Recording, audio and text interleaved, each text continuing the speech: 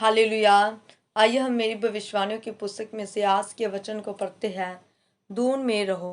पहला कुरिन्थियों 14:1 में लिखा है, प्रेम का अनुकरण करो और आत्मिक वरदानों की भी दून में रहो, विशेष करके ये कि भविष्यवाणी करो। मेरे प्रियो, बाइबल बताते हैं कि आत्मिक वरदानों की दून में रहो। यहाँ पर दून का क्या मतलब है? जब हम दून को ग्रीक भाषा में देखें तो लिखा है जेलो, जो कि जेलो शब्द से निकला है, जिसका मतलब है अच्छे से गर्म। जैसे लोहा अच्छे से गर्म होता है तो ही वह हथियार बन पाता है, और अगर वह गर्म ना हो तो उससे हथियार नहीं बना सकते।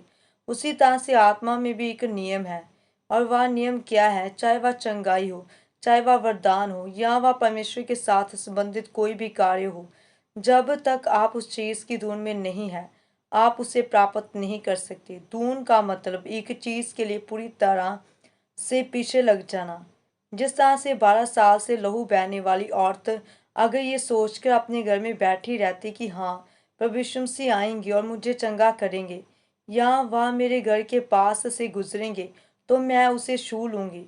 लेकिन वचन कहता है कि वह औरत लोगों को छू नहीं सकती थी, क्योंकि उसे अशुद्ध करने वाला रोग था। अगर वह छूती तो लोगों के द्वारा मार दी जाती।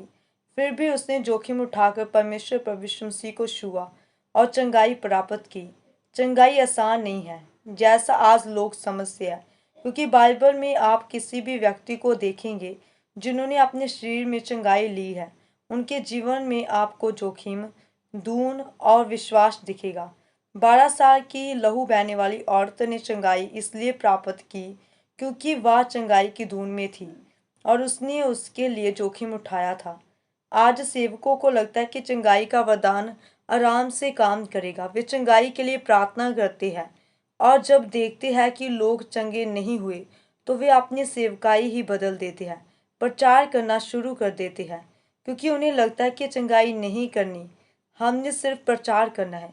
लेकिन बाइबल कहती है कि अगर तुम्हें वरदान चाहिए तो तुम्हें उनकी धुन में रहना होगा, यानी आत्मा में गर्म होना होगा, तो वे वरदान तुम्हारी जिंदगी में काम करते हैं। इसलिए अगर आप चाहते हैं कि आप चंगाई को पाएं, आपके जीवन में परमेश्वर के वरदान कार्य करें, या परमेश्वर से संबंधित कोई भी चीज़ आपके जीवन में हो, तो आप उनकी धुन में रहें, यानी कि उसके लिए जोखिम उठाएं, ताकि परमेश्वर आपके जीवन में उन चीज़ों को दे सके। आमीन। आइए हम मिलकर प्रार्थना करते हैं। सर्वशक्तिमान परमेश्वर, इस वचन के लिए मैं आपका धन्यवाद करती हूँ। परमेश्वर, मैं आपसे प्रार्थना करती हूँ कि आप मुझे आत्मिक वरदानों को प्राप्त करने की धुन में रहने का अनुग्रह दीजिए, ताकि मैं उन वरदानों को प्राप्त करके आपकी महिमा कर सकूं। प्रभु यीशु मसीह के सामर्थ्य नाम में आमीन।